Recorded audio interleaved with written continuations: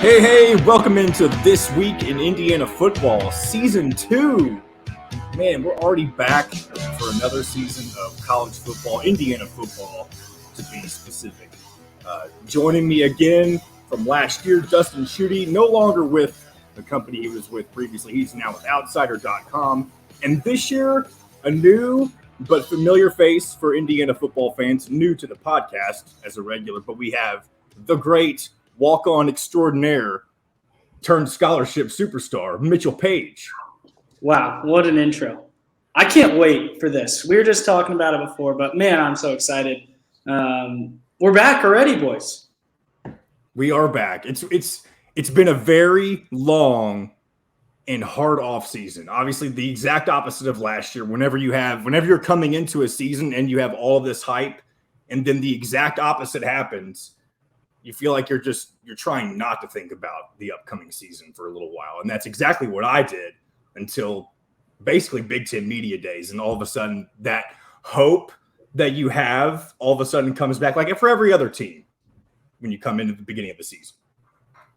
Yeah, I mean, I was last year, you're exactly right. It seemed like we had the bowl game, and then I was already watching them play Iowa, and I couldn't wait, and everything was geared up till then. And now it's just not that you've been dreading it, but last year was such a letdown. But there's so much renewed hope. I'm starting to hear some actually good things out of camp. Starting to hear anything out of camp, which is, I think, all the fans and former players alike wanted to hear. And I can't wait. We're a week away. And that's almost like, I'll let Dustin say something. I just had one thing to say on top of that. I feel like most of the anticipation for this season is the fact that we don't know anything. I think that's part of what makes this a little more exciting than it would be if we had known what's been going on. I don't know if it's excitement or if it's like anxiousness. Like there's that you have absolutely nothing to cling on to right now.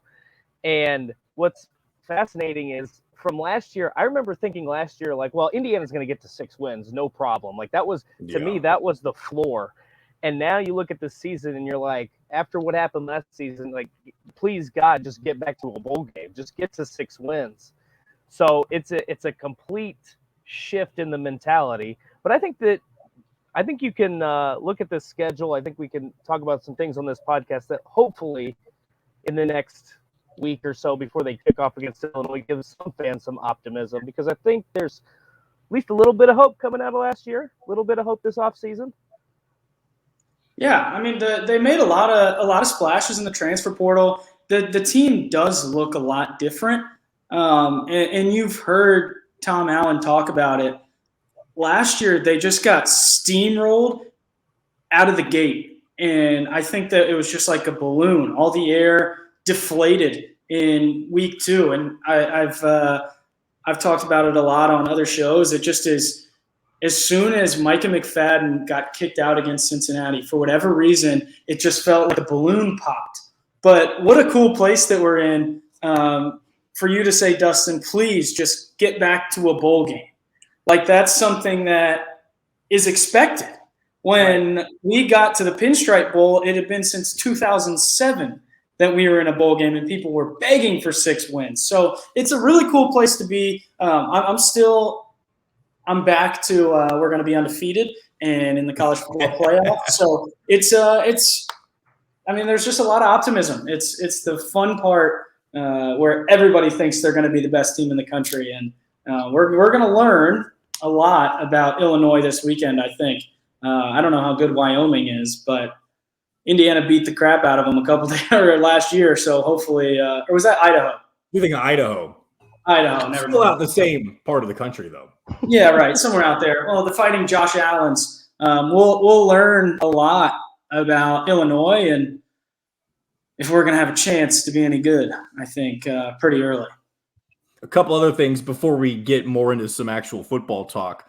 Yeah. First off, we're actually probably going to be joined by Joe, the producer, for those who watch Indiana Sports Beat Radio. By the way, let me go ahead and get that out of the way. This podcast is brought to you by Indiana Sports Beat with Jim Coyle. Be sure you listen in every Monday through Friday on YouTube, or if you happen to hear this and you don't realize that it's on YouTube, you can also listen to it on the radio on WREF 97.7 in Evansville, or 89.9 WBRO in Marengo. So check that out. If you obviously, for people who do watch that, you know that I'm John, the producer, aka JTP. Apparently, I've gotten this acronym, which is pretty cool to have. Honestly, I didn't really know that I was ever going to get a cool little radio nickname. Everybody always wants that, I feel like, but anyway, yeah, I'm going off on my.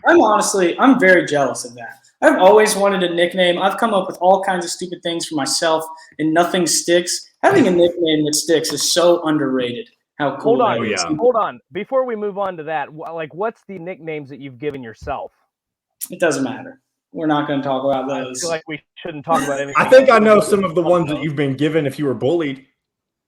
Yeah, I mean, little guy. There's a lot of names that rhyme with Mitch that aren't very nice. That people found out in 3rd and 4th grade. Like I said, not very nice to call me that. My coach I was number 5 in high school, and my high school coach called me MP5, which was pretty sweet. I loved that name, but it didn't. Cool. I mean, MP87 doesn't have the same ring, so it didn't carry over. But if you guys want to call me that, in middle school, I tried to give myself a nickname as well, J3, because I'm the third. Which obviously, when you're in middle school, it's the stupidest thing ever. But it's very creative. Anyway, let me finish my point before we continue on this tangent. Joe, the producer, is going to be producing this podcast regularly with us when he's available. So that'll be cool. I'll go ahead and throw this out here, and we can talk to this about him whenever he's on the show in the future. But he's a Notre Dame football fan and an Indiana basketball fan. Okay, so he's 90% of the state of Indiana. Yeah, he fits that stereotype, and we'll have to slowly get him to. Yeah, he's a student in IU, obviously now, so we'll have to get him indoctrinated on the misery that is Indiana football. No, the happiness, the joy, pure joy, exuberation. Is that a word? Elio. We're gonna. Yeah, the Elio happiness of it. That's where we can get him. And I'm also. I mean, we just can't have a Notre Dame guy on the podcast. How? Go ahead. I was going to say, Indiana and Notre Dame play each other here in a couple years, right? Like, how's that going to work? That's not until the 2030s, I believe. It seems that it's pretty far off. Yeah, we're going to be dead by then. Yeah, well, I do eat a lot of barbecue and drink a lot, so I think that's probably we won't have to worry about it. We'll never watch Indiana play Notre Dame. What are you, nuts? The other housekeeping thing with you two specifically, Dustin, you told me before the show you're in an RV right now, living it up, working though. Yeah. Yep, I'm in an RV campground. There's really nothing to tell. Camp hosting, all that good stuff. I mean, I don't really have a great explanation for it. In the Florida wilderness. In the Florida wilderness, it's really dark out here. And there's bears, so I could get attacked by a bear at some point during this podcast. You don't think of bears in Florida, do you? No, you're getting Google search right now. You're also probably secretly looking for Snakes, Bigfoot. Do you have one of those cameras hanging out your window? Ooh, no, I should have done that. Oh my gosh, there are 3,000 black bears in Florida. They're all right behind me too. They're all back out here. What? And these things don't hibernate either, by the way. So you don't get there's no reprieve from them. These are big black bears. Where are there any caves in Florida for black? Do black bears not live in caves? Am I stupid for saying that? No, they sleep in RVs. Anyway, right. Mitch. Well, go ahead, Dustin. Go ahead. No, I didn't have anything else to add to it. Okay, well, so Mitch, you told us last night that before you did this podcast today, and if you're listening to this when we release it, it's Friday, but when we record this, it's Wednesday. Time travel, guys. But yeah. Mitch, you were on a romantic boat cruise dinner thing? Oh, yeah. So, set up by my fiance. It's a boat in South Carolina, sails out of Johns Island in Charleston. It's called the Carolina Girl. And every Wednesday, they have like a date night thing, and you bring your own drinks and food, and it just kind of sails you around the harbor. But the reason that we did it is next March, that'll be the site of our wedding reception. So we'll have 100 or so of our closest friends sailing around the Charleston Harbor for a couple hours, dancing poorly and doing some other things that, we'll see. So you were absolutely on a booze cruise tonight? No, not yet. Okay. I had this to do. This is very important. I would not drink before this. Oh, I didn't say you had to drink. I was just stating that you were on a booze There cruise. There was a book club there of ladies 55 and older probably, and they were certainly on a booze cruise. They were drinking and reading. They were intoxicated when they got there, and they were way more intoxicated when they left. So if you're looking for something to do, apparently the book clubs in Charleston are the thing to do.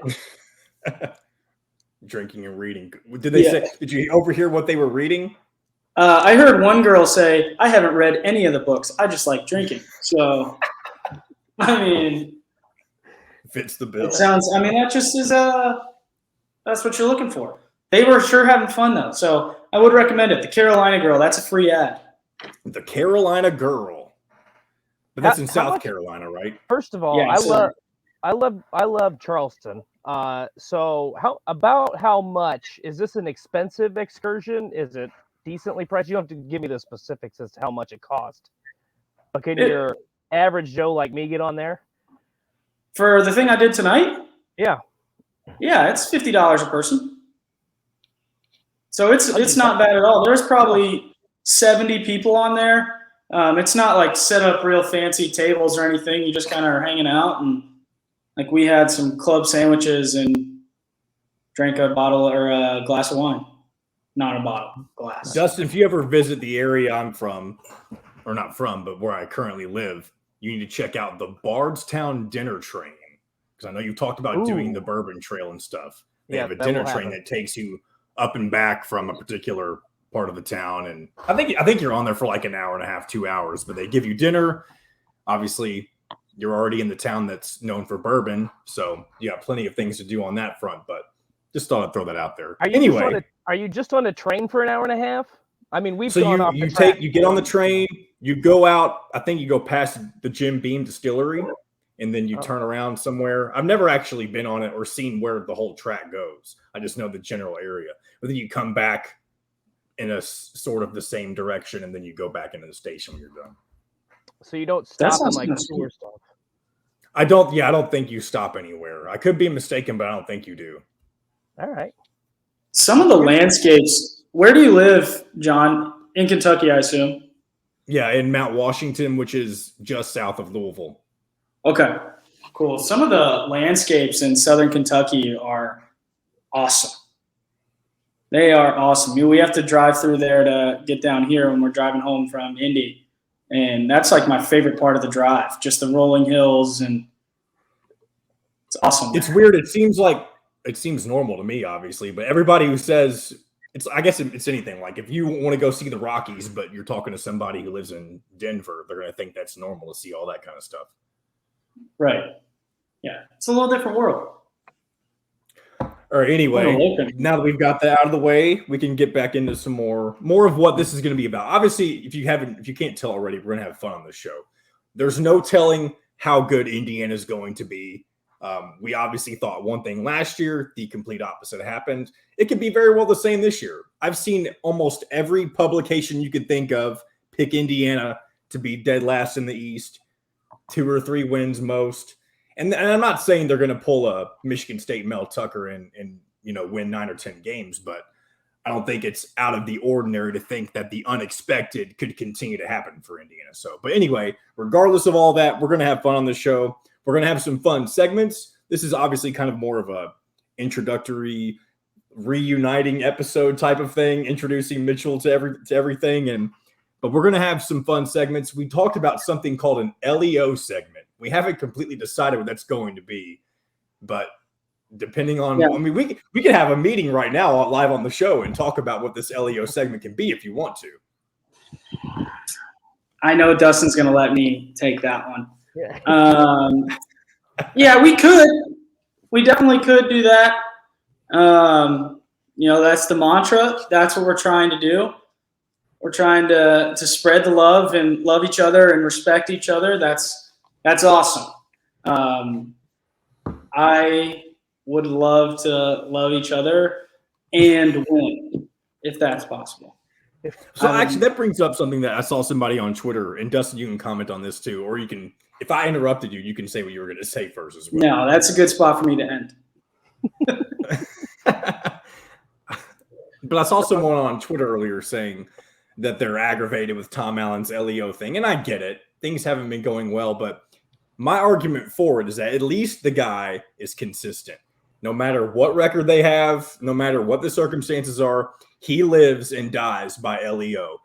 But with that, obviously, you got the consequences where when things aren't going well, people are absolutely going to make fun of you for it. Yeah. I'm going to take it real quick. So I think it's kind of like it was on the cover of Sports Illustrated when they were winning, right? It was unbelievable. They were like, how would you not want to play for this guy? But then when you're losing, I'm not sure if you guys are familiar with Nate Bargatze, but he's got a joke where he talks about the DJ at his wedding had a peg leg. And LEO is kind of like the peg leg. Like, it's cool. It's awesome. Like, you must have went through some stuff. You have to grow to really like that. But once you start playing the same song 3 times in a row and losing games, then it's definitely something to point to, like, how much do you really love each other? Or, like, why does that guy have a peg leg? Like, it doesn't – it's something that just is so apparent in the program that it's very easy to point to when they start losing. But if they start winning, that fixes everything. So I appreciate the consistency. I know he was doing that as a D coordinator when I was there. That was what they broke down to, and it's continued throughout. So that's what the program's built on. That's the pillar of it. So I appreciate the consistency, and hopefully we can start to get back to the winning ways of LEO. Now, Dustin, go ahead.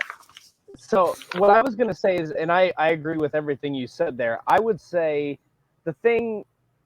You look at PJ Fleck and row the boat and everything, and that works because they're winning. They have not had a 2-10 season. They've been on the verge of winning the Big Ten West twice.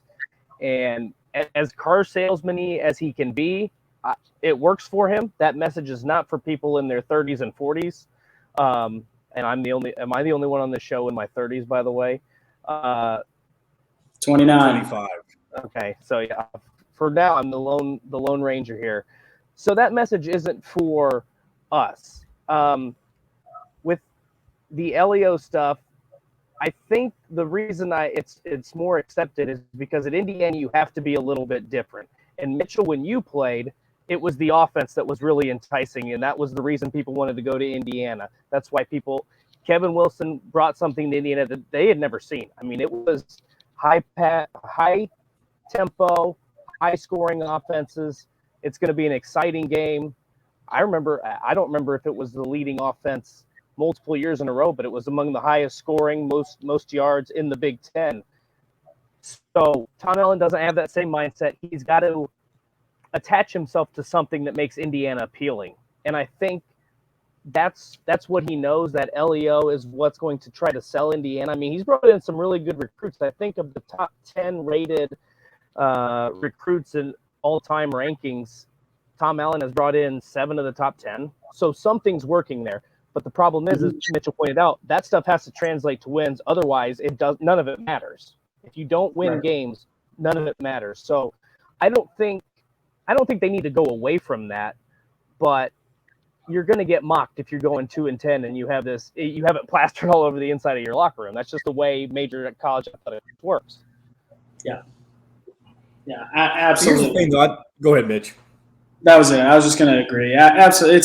It's the thing you can lead into battle with when you're winning, but it's also going to be the first thing that people are looking to make fun of as soon as things start going south. And unfortunately, last year there was a lot of south, so it was in the spotlight a lot, the butt of a lot of jokes. But even 2 years ago, it was on the cover of Sports Illustrated. So we're back and forth, and LEO till we die. I think another thing too with that is that it seems like he targets that message with a very specific recruit or player in mind. Like there's a very small percentage of players, especially when you're not winning, that are going to really buy into that concept. So the people that he has in the program now, those who are part of the really good classes, the ones who weren't, those are the guys that I feel like, and at least publicly, they seem to act like they're all in on that, even when things aren't going wrong. Maybe I'm just full of it. Mitchell, you would know better than I would, being a former player. And I know you were only with him as a D coordinator, but do you feel like his defense, were you there for a full Tom Allen recruiting class at all as a D coordinator, or no, just one season? I was there his first season as D coordinator, and then right after that season, he got hired to be. And sorry if you can. There's maybe some loudness in the background, but he got hired as the head coach the last game, I believe, of his first season. So I was only there with him for that year. But yeah, I mean, you could just feel the mentality change, and it was the same guys that, I don't mean any disrespect by this, but the year before he got there, he went to Michigan and scored 50 points and lost by 2 touchdowns. It's the same guys. And the new guys are all freshmen. And then all of a sudden he gets there and they start believing in each other and playing for each other. And I think really buying into LEO. And my senior year team had a completely different identity than the one that we had with Nate Sudfeld. And I think Nate Sudfeld had a lot to do with that. Obviously, he was an unbelievable player, but we just had a different identity. And I think he had a lot to do with that. And he's instilled it into the whole team, and just have to have some momentum when things are going bad. You got to find a way to create some momentum, and hopefully LEO is something that can do that for him, because they're going to need a lot of that this year. That you mentioned it earlier. Everybody is picking them to be dead last. I bet if you ask some of the national writers to look at their schedule and say which one's a win, which one's a loss, there's some guys that may give them 1, 2, and those guys are reading that. We were reading it. Everybody's reading it. It's all on in your face on Twitter. You got to find a way to kind of block that out, and LEO is something that can do that. So I've gone back and forth on it. I hope it's something that can ride these guys to some positivity this year. Yeah, another thing, I feel like it really aggravates me, but I kind of get it too. You were talking about all the guys picking them to win 1 or 2 games. The fact that Indiana isn't in the spotlight anymore like they were for their brief, 15 minutes of fame, if you will, people aren't even going to pay attention to them anyway. So they're just going to say, oh, they went 2-10 last year. They're probably going to go 2-10 again. They're not like us who are looking to see who the new playmakers are going to be. They're not going to know who Emery Simmons is. They're not going to know who Sean Shivers was. I don't think he didn't have that much of an impact at Auburn to be transferring to Indiana, obviously. Nothing right. Against Indiana, but if you're having a major impact at Auburn, you're probably not transferring away from Auburn, no matter who it is. Right. But that's what I'm saying. No matter who Indiana actually has personnel-wise, the national guys aren't going to really dive too far deep in that, with the exception of a few. I think there are a few guys like the Pick Six Previews guy that came on Jim's show last week. I think that guy knows what he's talking about. And he actually was a little more nicer than some of the other publications will be. I think he said Indiana could win 4 or 5 games. I can't remember, obviously, what he said. Yeah. I mean, there's just there's so much unknown. And to be totally honest, I'm against the not telling anybody anything. And that's just totally a personal preference. I think that comes from the guy that I played for most of my time in college. Whether it was a good or a bad thing, he didn't care. He would roll the balls out and say, I dare you to stop us. And that was kind of our mentality. But I think what is happening right now at Indiana happens a lot more often in college football than Indiana fans are used to. I think there's people talking about Indiana because there was such a serious contrast from how good they were in the COVID year to how bad they were last year. They made a splash. They went away, and I think it's interesting. And now there is a reason to hold your cards close. They named a starting quarterback, and I guess we won't know until he trots out there on the first drive. But it's a guessing game, and I just can't wait. Bottom line, I can't wait. One of the things that Tom Allen said, and we talked about this on Indiana Sports Beat recently, was he was asked about, basically, was the 2020 season an anomaly or was the 2021 season an anomaly? And he kind of said, we're going to find out this year, basically, is what it boiled down to. And I kind of cringe at that because I feel like you don't have to live in the extremes, right? Like Indiana doesn't have to be a 2-10 program. It also doesn't have to be an 11-2 program. It can live in the middle there where it's between 5-7 and 8-4 with the occasional year where maybe you're challenging one of those top teams for a spot at the top of the East, or you might have a year where you're falling behind. They're never going to be Ohio State. It's just the talent is never going to be there. But that doesn't mean you can't have a season like you had in 2020 once every 4 or 5 years and consistently get to bowl games. I mean, there's a lot of teams. I would say most major college football teams would be happy to be regularly in that 6 to 9 win category. And I just think we just get so carried away with, well, which season was the anomaly? I mean, maybe they were both anomalies. Maybe what we saw those first 3 years of Tom Allen, 5-7, 5-7, 8-5, maybe that's what Indiana is going to be. And I think that's a really good place to live because the Big Ten is a tough conference. And with USC and UCLA coming in a few years, it's going to get even tougher. So that's just one of those things where I think that there's a lot of attention because it was such a drastic shift from one year to the next. But I don't think it has to be that, given Tom Allen's history. Those first 3 years, I think, is probably where I think that's the middle ground. That was really insightful. I hadn't thought about it that way in ever, to be totally honest with you. I was completely on the other side. When he said that, I was happy he said it. I was thinking, you're thinking like a realistic Indiana fan. That would be amazing. 5-7 to crank out a 9-3 win season every 4 years. That would be unbelievable. But I was thinking more about a player in the locker room because they play those press conferences on the TVs, whether you want them to or not. And for him to get up there and say it, it felt like more of a challenge to the guys in the locker room. Like, well, you guys decide. I'm not the boss. And what a great question that was. I don't know who asked that, but Bob Kravitz. Yeah, I mean, that's just a phenomenal question. What's going to be the anomaly? And for Tom Allen to kind of deflect and say, this is on you guys, that's all I could want. When I was a captain at Indiana, that's what we wanted.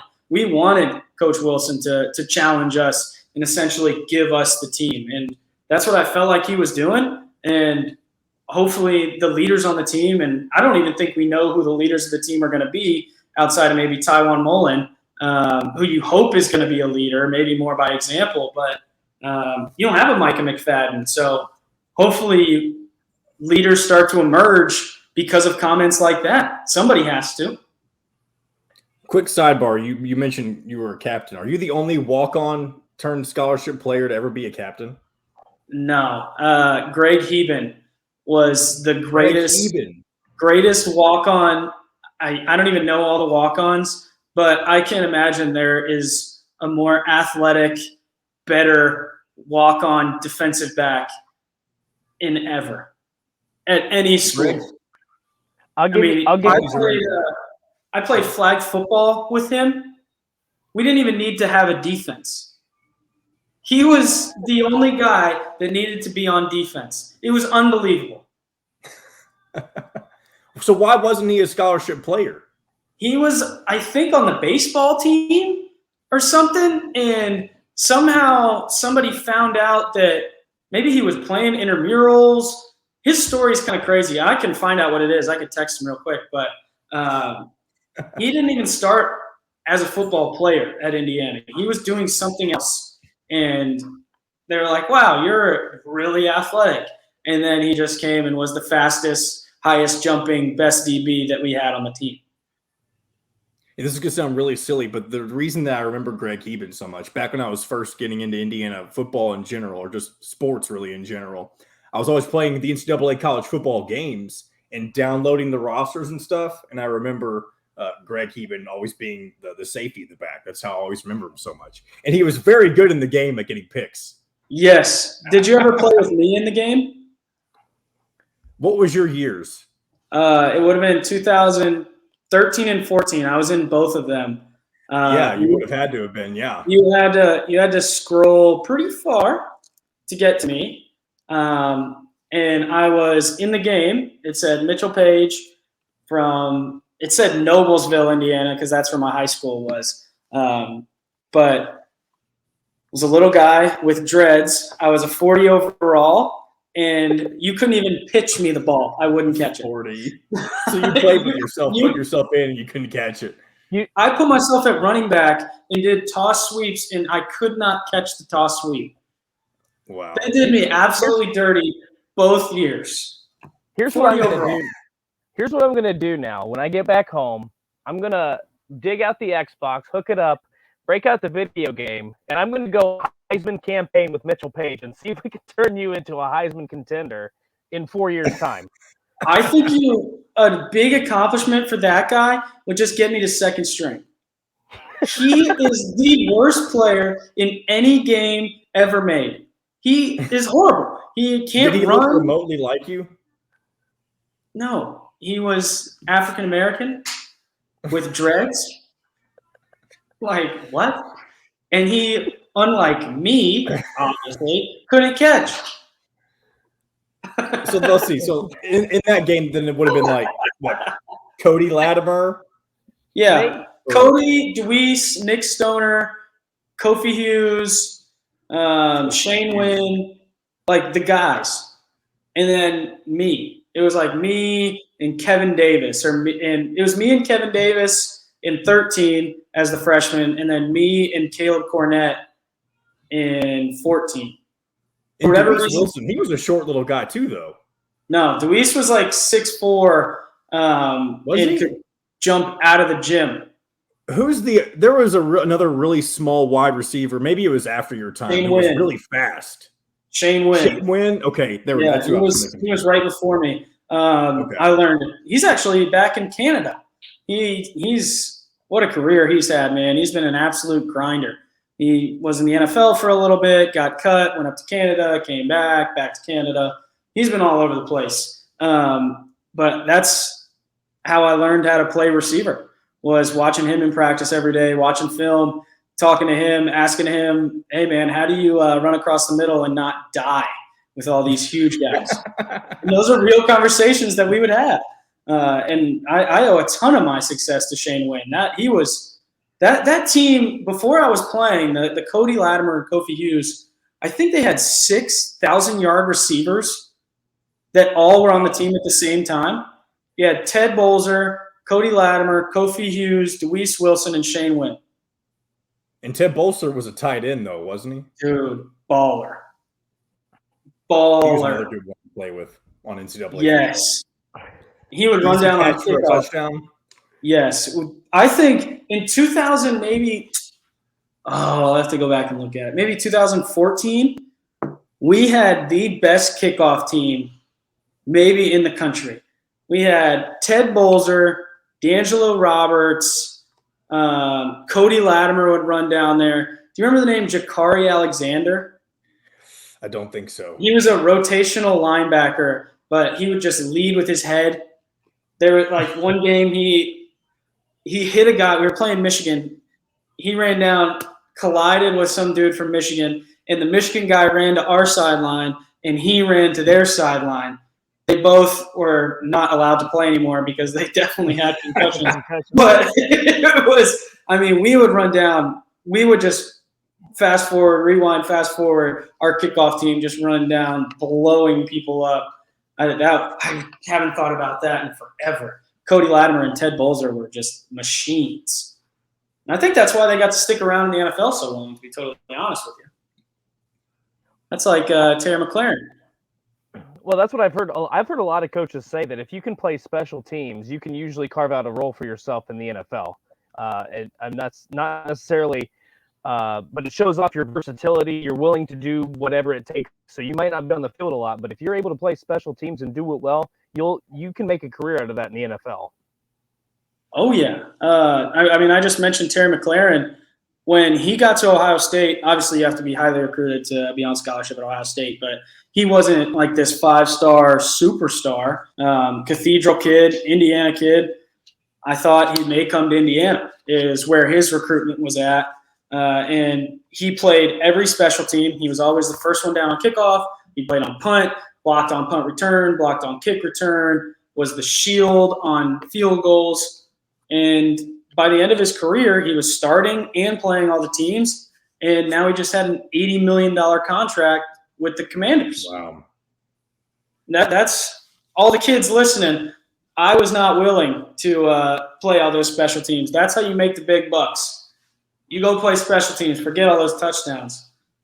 I'm telling you. And you can get touchdowns in special teams. How many punt or kickoff return touchdowns do you have? In college? Yeah. Just 2. Michigan and more Western than most. Kentucky. Yeah. Okay. I feel like we both said something at the same time and I lost it.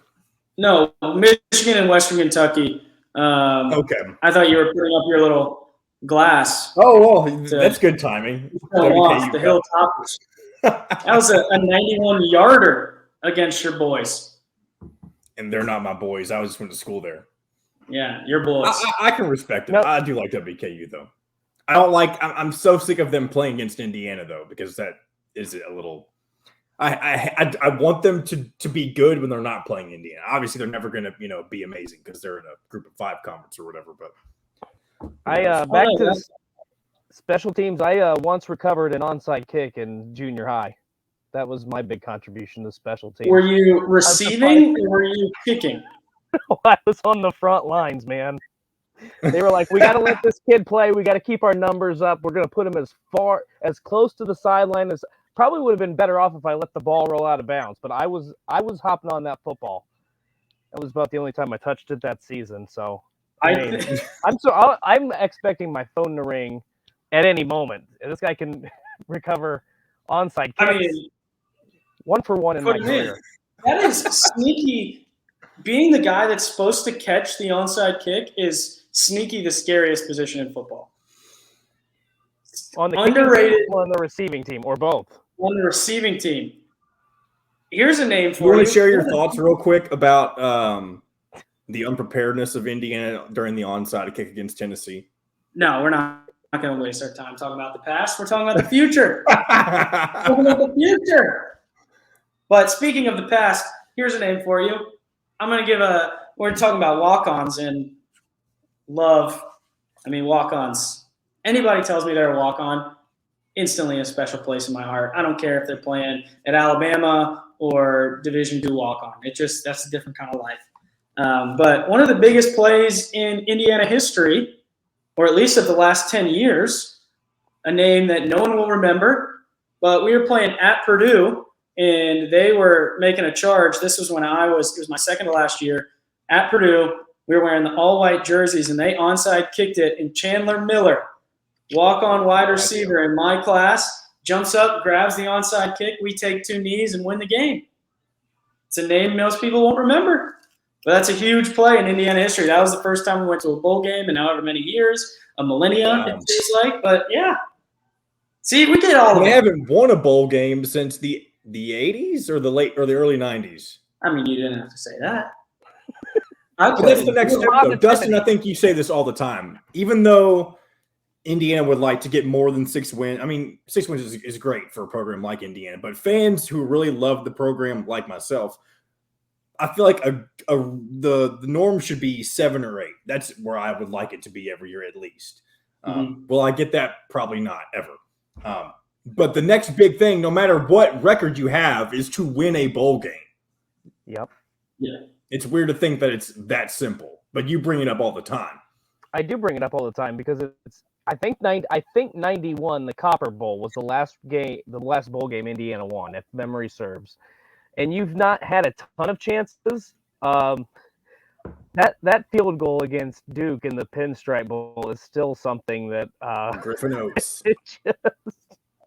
I saw Mitchell's demeanor completely change there, so I apologize for that. But then you had the onside kick against Tennessee. You've had your chances, haven't gotten it accomplished. That's one thing that you've got to – I mean, I think that's one thing that would really help Tom Allen solidify his spot at Indiana if you're able to win a bowl game. I mean, obviously there's a long way to go. You got to get there first. But it's over 30 years now since you won a bowl game. You got to do it. Yeah. It creates so much momentum. I think, not having experienced it. Thanks for reminding me. Missed it. Got beat on a missed field goal and a last-second field goal. So thank you, the Utah Utes, who are actually ranked top 20 in the country. Underrated how much we beat the crap out of them in that game. A really, really solid Utah team that's now ranked in the top 10 and is good every year. My favorite part of that game was Xander Diamant's walk or whatever he did when he threw that touchdown. That's the only thing people remember. Like, absolute best part of that game. We beat the crap out of them and found a way to lose. I don't know how it happened. To this day, I don't know what happened. Don't even say, well, welcome to Indiana football, because I know that's what you're about to say. But yes, it just is. It creates so much momentum. Even if you win the 6-6 versus 6-6 MAC team, winning a game, your last game of the year, there's just not many teams that get to do that. Right. And it creates so much momentum in recruiting, positivity when you're lifting weights in the middle of the winter and it stinks.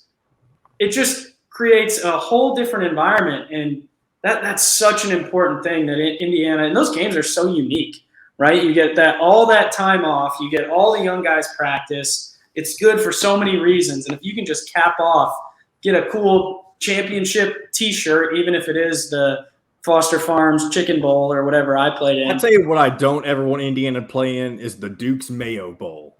That's just so nasty and disgusting and unnecessary. That's a great bowl game, though. Good teams playing that. What did it used to be? Was it the Belk Bowl? Yes. Yep. It used to be Belk, but then didn't those kids from Arkansas, they were playing in the Belk Bowl and then they robbed a Belk? I think you're right on that. I can't remember for sure, but I think there's something. Yeah. I'm gonna look. That may be something that. Yeah, Belk player accused of shoplifting at Belk store. University of Arkansas suspended. Charged with shoplifting in 2016. Jeremy Sprinkle was his name. That's an all-time name. Jeremy Sprinkle. Allegedly. Okay. We don't know if it ever happened or not. Gosh. That just requires a little too much research. I only was looking at. Well, even if it's not like that game against Tennessee, that was the only game on TV that day. Everybody was watching that game. It was.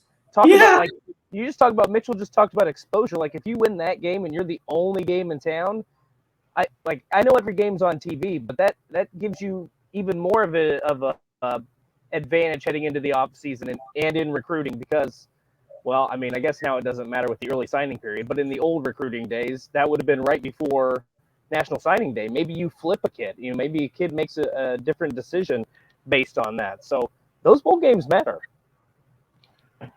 Yeah. And beat a national brand like that. They had two chances to beat national brands. Let's just get to one. Let's beat Illinois. Are we going to beat Illinois? It's so, and we'll talk way more about Illinois specifically next week because we're already pushing 40+ minutes, 45 minutes. We're going to be here all night. How long is this supposed to be? Between 45 and an hour. Okay. Usually. I was going to say, you're cutting off all my brilliant ideas. Dustin has been texting me all these great ideas that he has that he couldn't wait to talk to, and JTP's going to cut him off. Because he's got a cool nickname. So I've been spoiling the party? Yeah. Spoiler.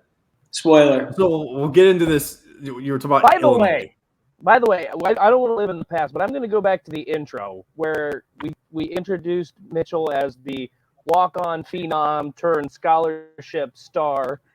JTP has this cool nickname, and he's a radio star. And it's like, oh yeah, and by the way, Dustin isn't with the same company he used to be with, but he's still here.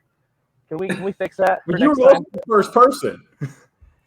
Okay, we'll redo this right now. Dustin Schutte, former writer of the column Shooting from the Hip, also known as Soda Pop Schutte. There we see, brilliant. Could have done that right, first. I'm good time. now. I'm good. Are you going to pitch your? Don't you do reviews? Are you going to pitch your? Beer review? Yeah. I've got one. Talk about that Megan Rapinoe piece this week. Oh gosh, I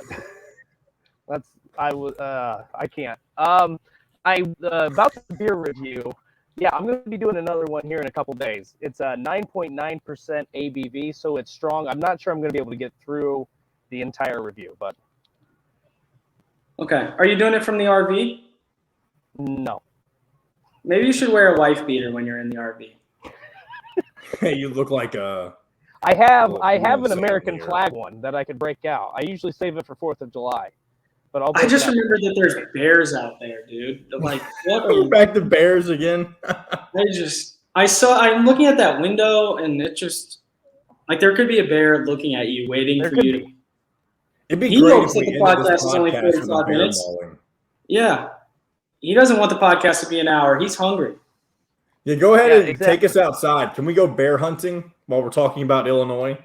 I could get bit. I mean, boy, that's rough. There's not enough. I will trip and fall. I mean, I guess that would provide some entertainment value. So anyway, while Dustin is contemplating putting his life at risk, we'll talk some about this matchup that we've been talking about for the past several weeks because it's the first game on the docket. It hasn't happened yet. It seems like the common thing amongst everybody is that you win this game, you have momentum to potentially go 2-0 against Idaho, 3-0 against Western Kentucky. And then after that, 2 winnable games at Cincinnati and at Nebraska. I'm not saying you're going to be 5-0, but that becomes a possibility if you win the first game. But the other side of this is you lose to Illinois at home on opening weekend. Who are you going to beat if you can't beat Illinois? That's why it feels like there's so much riding on this game. And I know not the whole season obviously isn't decided by a game. That's cliche to say that for one, but it felt like it was last year though. Yeah, I agree. They got the doors beat off them against Iowa, but they still came out and battled Cincinnati and were handling them. And they get beat by them, and then you're totally derailed. So I don't think it's necessarily wrong to say that it's about as close to make or break as you can get before like a 10th, 11th, 12th game of the season. And especially an Illinois team that you watch them last year, they've got some momentum. They've got some players. They had some big wins, some big road wins. They're a team that thinks they're pretty good. And Indiana doesn't know if they're any good or not. They've been playing against themselves. They haven't really even had a spring game where they're actually playing with each other. I mean, it's probably going to take a couple drives to get the rust off for them. And if Illinois is clicking, you may be down 14-0. And that's not the end of the world. If you have a quarterback, hopefully, that can spin it and can make some yards, which we didn't see last year. But you can get on your back foot pretty quick, and then all of a sudden the weight from last year comes back and adds to that 14-0. They get down 14-0 or give up a touchdown on the opening drive even. I think it doesn't just feel like you're down 7-0. It feels like, oh no, here we go again. And that's a really dangerous place to be in. And hopefully the players don't feel like that. But I know as fans, that's a logical place to go, I think. So if they could avoid that, just win the coin toss, take the ball, and get a field goal. That would be the ideal situation. Let's get some momentum. But, it's, as I said, with Illinois is going to be tough, man. They're a lot better than I think people are giving them credit for, and I think people think they're pretty good. And two things. So, to me, number one, I think a lot of some of the people I talk to think Indiana has the advantage because of what Illinois is going to put on film. To me, I think Illinois having that first game is a huge advantage because they get to kick the rust off a week earlier. The other thing that's going to be interesting to me is exactly what you say, in that if Indiana gets down early, it's going to feel – they get down 7-0, it might feel like more. Because Illinois last season, especially in the second half of the season, they were so good at possessing the football where they can just ground and pound and they'll get 3 yards here, 4 yards, 8 yards, 2 yards, 6 yards, and get into the end zone. And that wears down the defense. And if Illinois is able to do that and establish that kind of early in the game, and Indiana's still kicking off the rust, you could get into a game where you have a minimal number of possessions and you get down 14-0. I just don't know that Indiana's going to have enough possessions to overcome that, because I think Illinois is going to try to milk the clock as much as they possibly can. And they've got a really good trio of running backs. They got Chase Brown, they got Chase Hayden, Josh McCray, all three of those guys. And Brett Bielema does a really good job cooking the offensive line. So, to me, if I'm Indiana, this is really simplistic for a week and a half out now, but I'm receiving the football. I'm not letting Illinois score first if I win the coin toss. I got to take the football and try to set the tone of that game. And another thing too, you only have, especially this year, but you can honestly say this is in most Indiana seasons probably. You have one chance to win the fan base over. Yep. If you lay an egg against Illinois, especially after what like we've talked about already happened last year, you're not going to have Memorial Stadium more than 50% full until probably the Purdue game. They play Purdue at home this year, right? Yes. Yeah, you're not going to see Memorial Stadium full until the Purdue game, in my opinion. Well, unless you're playing Michigan. One of the Ohio State or Michigans when they fill it for you. Yeah, they play Michigan at home in early October. But if you want the majority of fans to be Indiana fans, you have to, at the very least, play well in this game. Like, if you lose by 3 points – yeah, that sucks, but look good doing it. You might have a little hope, but you cannot go out there and get the doors beaten down by you or get your doors beaten down by Illinois, or else you're going to lose everybody. Yeah, you got to come out with some explosiveness. Their offense and defense, I think that was the main thing that's missing from Indiana of 2021. They just had no explosiveness on offense or defense. Their offense in 2020 wasn't great. Ty Freifogel made some plays. Penix, I guess, made some things happen. He had some completions, but they weren't explosive on offense by any stretch. But they made so many explosive plays on defense that it allowed their offense to feed off of that. And they were explosive very consistently. And Indiana never felt explosive except the first half of Cincinnati. So they need to find who's going to be the guy, whether it's DJ Matthews, maybe some of these new kids. I think Shivers, I watched him a couple times at Auburn. I mean, that little guy runs hard, man. So even if it's just something as simple, I totally agree with you, Dustin. You have to take the ball, and you have to – I don't care if you throw Sean Shivers a swing pass and let him – put his head down against the corner. You have to create some explosiveness, some impacts that energize the team early. Because if you lose the fan base, it's hard to play in front of 15,000 people in a 60,000 person stadium. It's hard. And then you think about how that affects recruiting. People want, and now you have this transfer portal where people don't want to, or the players don't want to play in front of nobody or a 5% full stadium. Now that they have that option to leave, and not in the middle of the season, I don't think they can do that. But now that you can leave at the end of the season with the one-time transfer rule, Indiana's, when they're not being successful, is not going to be able to keep the people that normally would have. Like Mitchell, if I know you were a walk-on turned scholarship player, but once you found your footing, let's just say Indiana, let's say you all went 2-10 in a year where you were doing well. Do you think you would have hopped in the transfer portal afterward? So my position was a little bit unique, right? There's, believe it or not, there's not a huge market for little white guys that don't run very fast. So I was probably in the highest possible position, but I totally understand a guy that has all the tools and is on a team that doesn't win. The guys from Alabama get drafted for a reason. We had guys on our team that were as good as some of the guys from their teams. I'm not saying the freaks, but we had guys on our teams that could play down there. They just won. And that's why they win the Heisman Trophy. That's why they play in the big bowl games. That's why they get to do all the cool stuff in the NFL. They win. And winning attracts attention. Winning attracts TV. Winning attracts scouts. So, yeah, absolutely. In the wild, wild west that we live in, NIL deals are bigger at winning schools. Scouts are around more often. There's just more money to be made for these guys at places that win and places that draw a lot of fans. So we need to step on the gas early. Dustin, anything to add to that? I mean, I wasn't an athlete, so I don't know if I would be. I guess that's right. I was asking transfer for portal. I guess I just expected you to say something about the transfer portal. I don't know, but it's honestly kind of scary to think about the fact that if, let's just say, and I don't want to be negative, but there is obviously that possibility. Let's just say that they do have another terrible season. I think it's going to be 10 times harder. We got to think about that already. We haven't even played a game.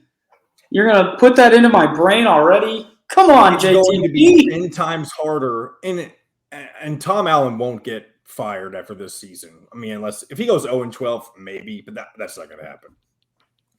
If you get to the point to where you're looking for a new coach again in this era, I don't know how Indiana will be able to dig themselves out of the grave that they would be digging if that were the case.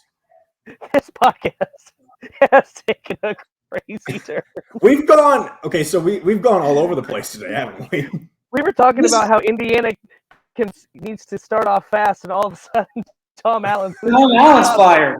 That's what I said, man. I only said what I said. Okay, so somebody said on Indiana Sportsman today. We're going to be 12-0, 12-0. One of the guests today or yesterday said Tom Allen does not need to be fired if they have another bad season. I was just taking that and reiterating if there was a bad season, he's not going anywhere. Well, now you've already – I mean, it's bedtime. You've dug me into this terrible grave, so thank you. I'm going to be down there with Indiana apparently because now we have to fire Tom Allen. We're not firing Tom Allen. I love Tom Allen. As much as he aggravates certain people, I love him as a head coach for Indiana. Absolutely. That's my guy. He's always been awesome to me, and hopefully he would say the same about me. That's the guy that I'm happy is leading the program, and we're gonna LEO our way to 12 wins and a conference championship. And there's no laughing by either of you. That's what's happening. That's how we're ending the preview show 1 week before the season. There's the preview. We don't have to go through the schedule. We're going to beat everybody. We've got 2 pick'ems to do this week before we wrap up, though. We are going to do pick'ems again. Yeah, Illinois by 1,000. I think they're going to be really good against Oklahoma. Yeah, I think that's an easy one. I don't want to say easy, but I feel like we're all going to take Illinois in that game. Dustin, are you on that train as well? Yeah, I'll take Illinois in that game. This one could be interesting, though. Nebraska, Northwestern, and Ireland. Who's going to go first? Who do we want to do? Who wants to go first for this? I can take it. Nebraska is in such an interesting place. We get to do this podcast from a place of kind of hope, and anything good that happens is positive for Indiana. Can you imagine what this podcast, the 3 Nebraska guys that are doing what we're doing, talk about? How upset they are? They have to do something. I'm going to take Nebraska because I don't think the fan base can take it if they fly their team all the way to Ireland and lose to Northwestern.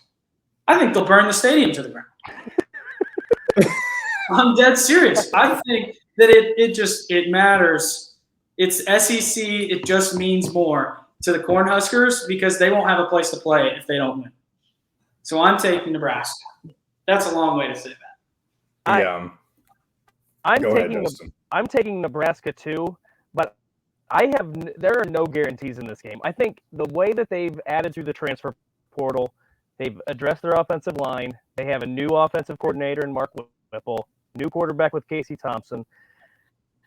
I think they'll win, but at the same time, Northwestern and Pat Fitzgerald have this little magic that they break out that they had in 2018. They had it in 2020. They went 3-9 in 2019, 3-9 in 2021. Like, I don't know how they do. I don't know. You talk about which season's the anomaly for Indiana. Like, Northwestern has mastered going from the worst team in the Big Ten West to the best team over the last 4 seasons.